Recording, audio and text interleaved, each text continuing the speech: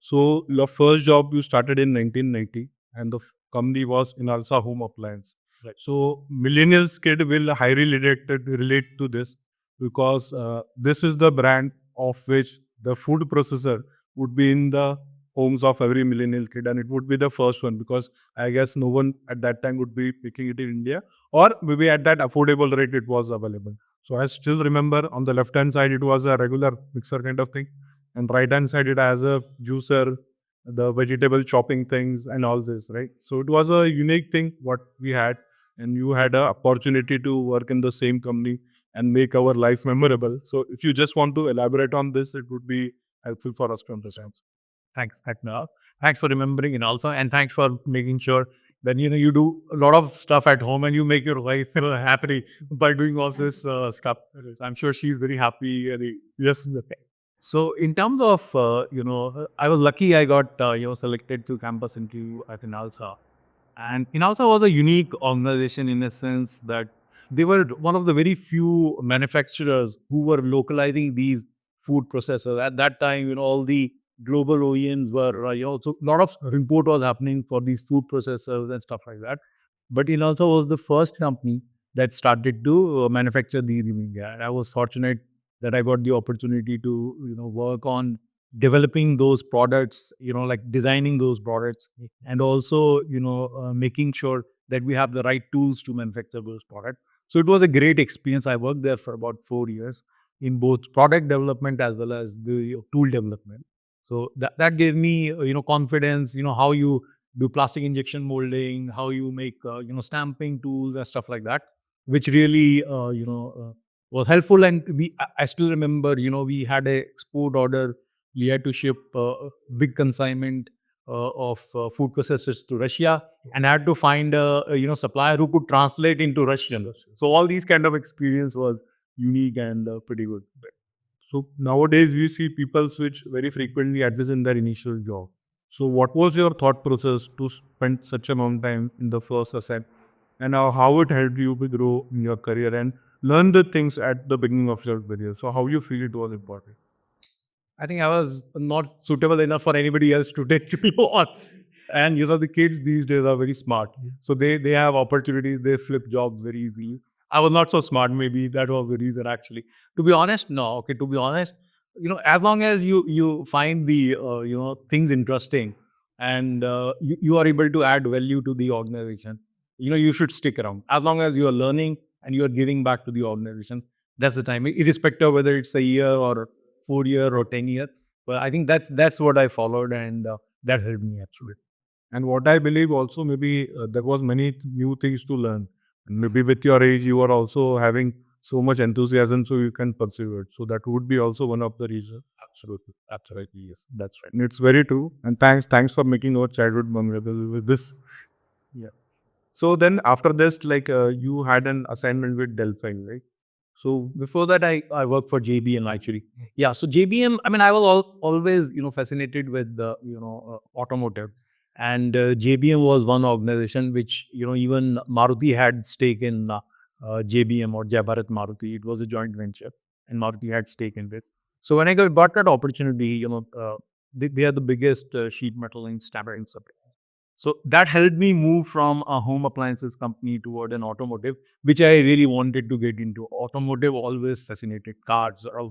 So that's when I got opportunity to work for JBM, and I also got an opportunity to go around the world. They were trying to localize some components. They were trying to have a joint venture. So I was assigned that responsibility of technology transfer and bringing that to India. So I stayed there for about 3 years.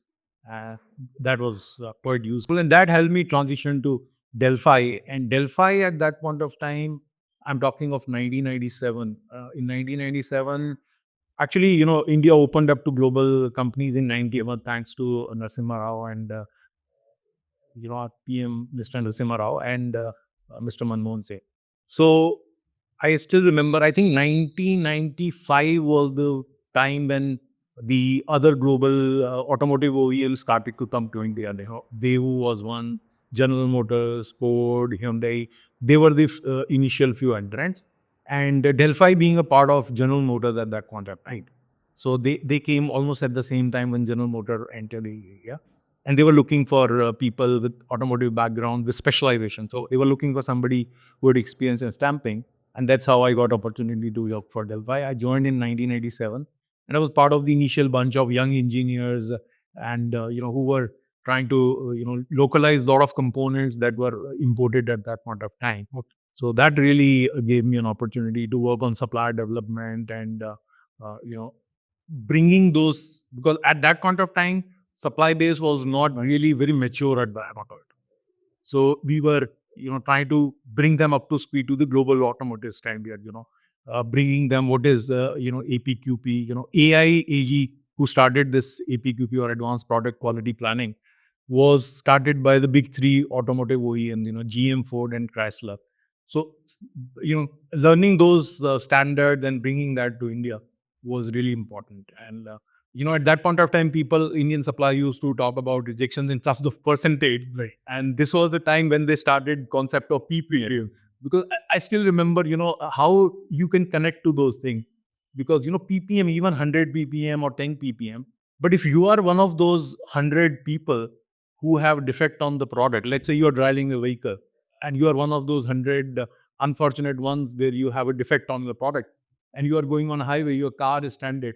So then you realize, you know, percentage is no more applicable, right? Even PPM makes what would be your impression, if you are driving a vehicle and it's stalled on the road?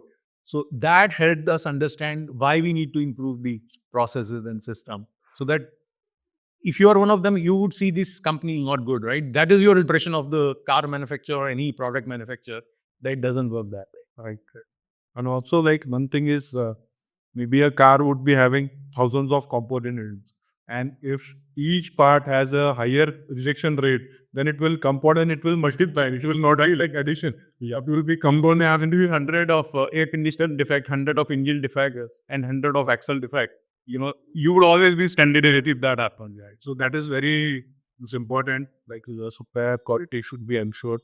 And maybe then what I can see, you was from the initial view, he helped us, the industry, to understand all this process, and you had a very good experience doing this. And also, what I feel, maybe your career was going along with the global and India vision, what I could say. That's why maybe it kind of helped you also to grow in your career, and maybe you are the first learners among them. Because definitely most of people would have got this opportunity, but as you were able to be in the right place at the right time, it really helped you to learn and excel in your career, what I feel better. Exactly. Probably we were very fortunate to, be growing up and, starting our career in 90s, because the opportunities are in abundance because a lot of these companies were coming, and we were the fortunate one who learned this, tactics of the trade, and that helped us. Sorry. So, any specific means role or uh, maybe task with Delphi you want to tell us about, or challenge what you have faced and overcome? Yeah. No, in Delphi, I did, purchasing direct material, indirect material, machinery and equipment, services, material cost improvement. That was a big, topic at that point of time. How do we bring down the cost of whether it's a catalytic converter, shock absorber, air conditioning system, braking system. So, everything was pretty interesting. And I said, learning those global standard was very interesting. But one thing that I really, appreciate and that helped me grow as a person was the 2 years. I mean, I spent 6 years in Delphi. Out of that, about 2 years I spent in, indirect and machinery and equipment purchase. Okay. This was really, I mean, from the outside world, it looks pretty simple. That was really challenging. I would still remember, because typically you come into play when your machine is down, some spare is missing, or, suddenly there's a breakdown, or there's a machine that you have ordered, and, for a new project which has to start on a specific date, and there's a delay by the supplier. So these were very critical, and everything was needed on a yesterday basis, right?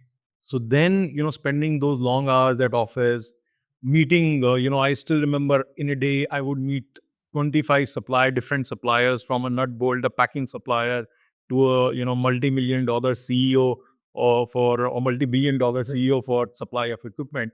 So that helped me grow as a person, as, how you can, with all these stress, how can you still be able to detach yourself and still work on, focus on work rather than all the noise around it.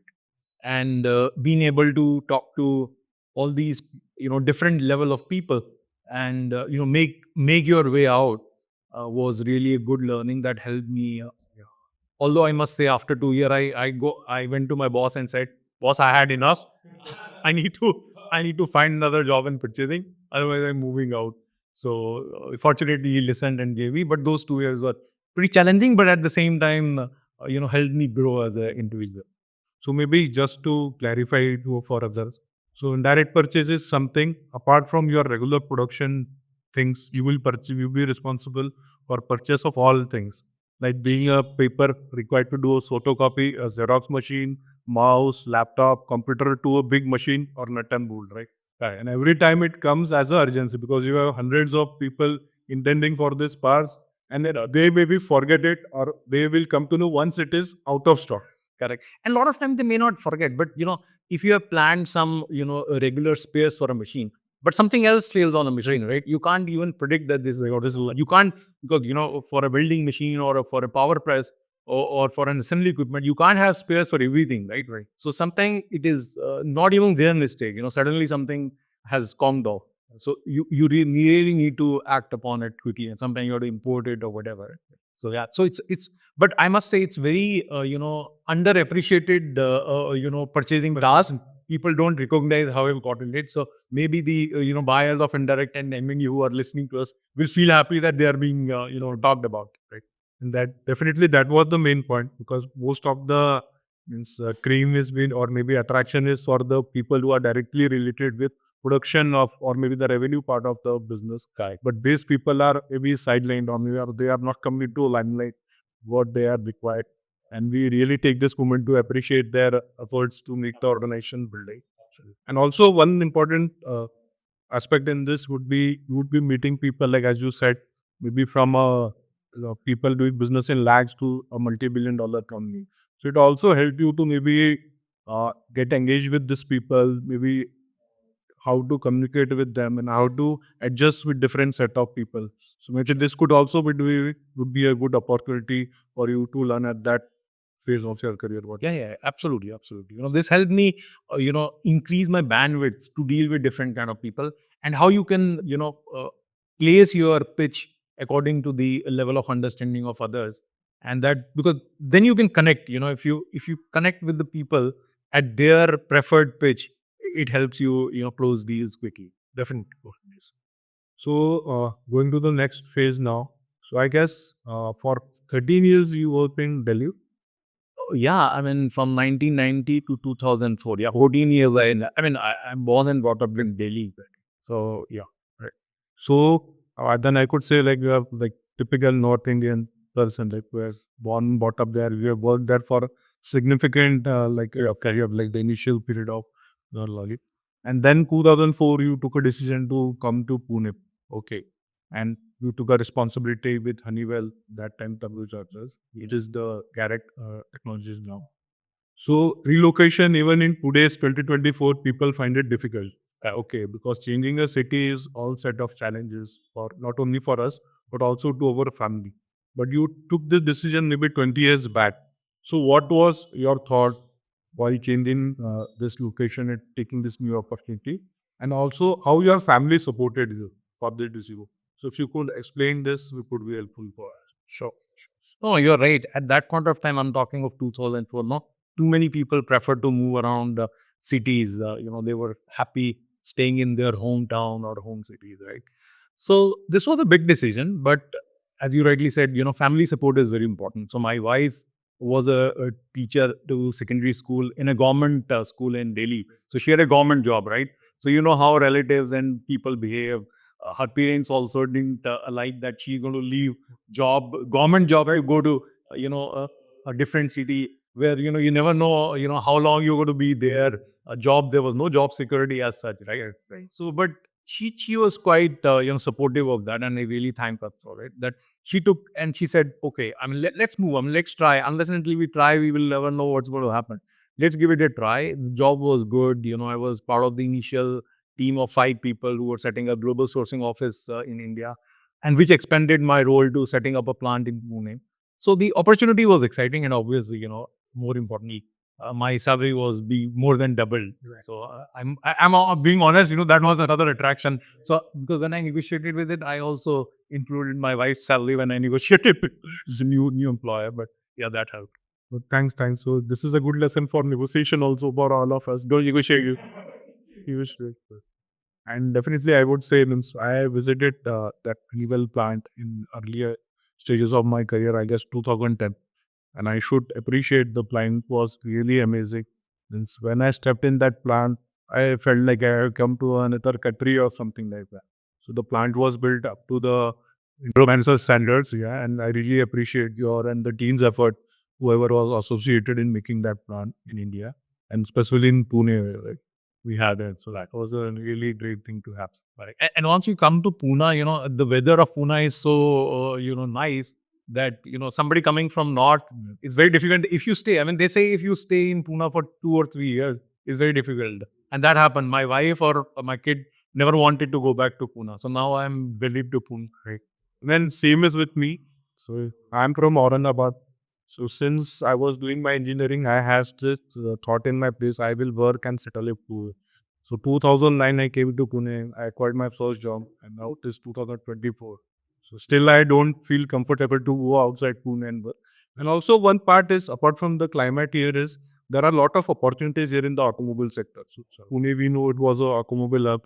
Tata Motors, Force Motor, all these kind of companies are here. And there are a lot many opportunities because most of the tier one global companies are also in Pune, right? So it is maybe conducive like both as per the climate, the safety aspect for the Yeah, people. it's a very cosmopolitan city and very safe city to live in. So that was another, incentive to be in Pune, and the people are very nice. So that's a big incentive to be. Yeah. And then after Honeywell, you joined Graziano, that was Oerlikon at that time. So, and in that, one thing I would like to understand, like 2015, there was a transition for your goal, like you switched from purchase to sales. Okay, so I just want to understand because working for almost, I guess, 20-21 year in purchase, where you are always having upper and you are demanding, okay, and like purchase people are like king, okay, of for a company, okay, and then you coming into sales, like where you represent your company as a supplier, okay. So it is very kind of maybe what I could say. You have to be very cool. You have to be very conscious how you are treating your customer. You can't be demanding, but you have to be on the other side and understanding their demand and then reciprocating to make their requirements meet. Okay, so sales it is said your means head should be with ice and your tongue would be loaded with sugar. Then only you can be in sales. But purchase it is completely opposite. We see mostly purchase people are aggressive, always demanding. Okay, so how you manage this transition and how it helped you again to grow in your career in Graziano? Because definitely we will come to further aspects. Sure, you switch to go from marketing to the business unit head. So how this transition helped you? So if you can elaborate this with me. Sure. No, and it's a great point. One, after spending, as you rightly said, more than 20-25 years in one field in purchasing supply chain, which was the strength that I had, moving to a different role like sales was a difficult decision because whether how you're going to perform in sales, there are different set of challenges. But one thing was clear that I wanted to try out something new, and I had option of operations or sales. I thought, and this came first. The sales opportunity came first, and the leaders had they believed in me that I can probably take this responsibility on, and I'm very thankful for that opportunity that I got, and really that helped me. That was the second defining moment. One I said, indirect and M&D purchase in Delphi. This was the second defining moment where I moved out of my comfort zone, right? And you rightly said in purchase, you're always demanding, I need this has to happen. And, you expect, suppliers to honor that or, come close to that. But in sales, it was entirely different. You were always bombarded with expectation and, you had to find a way to honor, meet the customer expectation. So it was entirely, getting onto, but this helped me understand, sometimes what are the things we were doing which was not right from purchasing standpoint, and how you align the organization in terms of customer expectation, or is the voice of customer is very important. So listening, rather than talking in sales, it's more of listening to what customer is talking, what they are expecting, and making sure the organization is aligned to the voice of customer. So that really helped me and build connection with the customers, and ensuring that everybody in the organization is aligned to that, because a lot of time we are so much caught up into our own functions and silos that we forget the purpose of an organization. The purpose of our organization is to align what is the voice of what actually is customer looking for.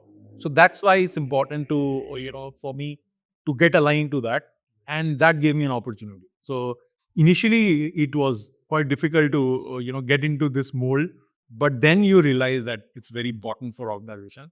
And I strongly believe, moving around in different horizontal movement is very important, because that gives you to live the pains of other areas. When you stay in a specific function for a long time, you feel this is the most important job that, in an organization you have, right? But you forget that, what operations contribute, what supply chain contributes, what sales contribute, what project management, what HR contributes. So unless and until you move around in different functions and live the pain of those functions, you really can't, make sure, or the engineering, right? So all these are significant contributor to the success of our organization, and a lot of time we forget it. Unless until you live through the pains of those functions, you really don't, know what is the right balance for an optimal performance of your organization. Very, very true, sir. Very true. And definitely, as it is said, like we are only in the business till we have the customer on the table. So the customer is always the first priority, and it should be for each and every department in an organization. What absolute. And also, as you said, like when we work for a bigger companies, so they work on a system kind of process kind of things, right? And maybe each department feels their contribution is The biggest than the different department or the other department, which is maybe not correct. But definitely, as you said, as you get exposure to different profiles of the organization, and if you are able to understand them, then definitely strategically we can sync them together to get the desired output and the required uh, customer focus approach, what we can say. So what I believe, maybe this could be one of the things which helped you getting this role of business unit head, where you can synchronize all these departments coming together: production, purchase, sales, and also engineering, because you also had this responsibility of engineering in Grasiamo. Right. The team was under you. So that would be definitely the one thing which would have helped you in this process. Yeah, all these things are great, but unless and until your boss is happy or your leaders know that you have that capability or believe in you, so it's important. I mean, this helped certainly, but most important was the leaders had the trust that probably I'm ready for the next level, and they had shown trust, and I'm really thankful for that. And also, very importantly, you may be best, but unless until you are at the right time at the right spot, nothing will happen. You may be the excellent performer, but fortunate luck also plays a role. You have to be at the right place at the right time, Right. and your leaders have trust in you. Then you get the next opportunity. Otherwise, doesn't happen. No, very, very true, sir. And just I will like to take a moment to go to the other side of also. So I guess you had a very good team subordinates which helped you to maybe uh, deliver your outcomes in sales. So you're indirectly having Praising yourself, but not myself, the entire team. And maybe definitely there was someone who would be able to take your responsibility when you are getting elevated. So this function is also not hampered. So it can also run smoothly. And definitely it is a, what I could say, appreciation for you. So you made the team so independent and so up to the speed so they can carry out that function. And maybe definitely your guidance is always with us, right? Because you are still in the company at a bigger role where sales also is partially under your profile. So you are always there. But also maybe this team, how you nurtured the team to take this responsibility and be self-reliant. And then again, it would have helped you to take maybe an elevated opportunity. That is my point. No, very good point. And no, I mean, maybe I contributed only a little partially, but I think the team themselves were great, and the team still is great in all the function, including sales. So that has. But one important point that brings, I would like to bring to the table is, having the right succession, or preparing people who are ready to take the next role, right, is very important. A lot of time, people or leaders believe that if they have, people ready to take their job, they're going to lose. No, it's not. It's the other way around. If you don't have a succession plan in place, or you don't have team of good people working for you, you will always be stuck in that role, because your manager will never feel that you can take another role, because you are too good in that role, and you don't have people to take over your job when you get promoted. Right. So it's very important to have right set of people that push you up. Unless until they push you up, you will not take this next role. And maybe it always keep the manager also on his toes, right? To go into out of his comfort zone and actually challenge.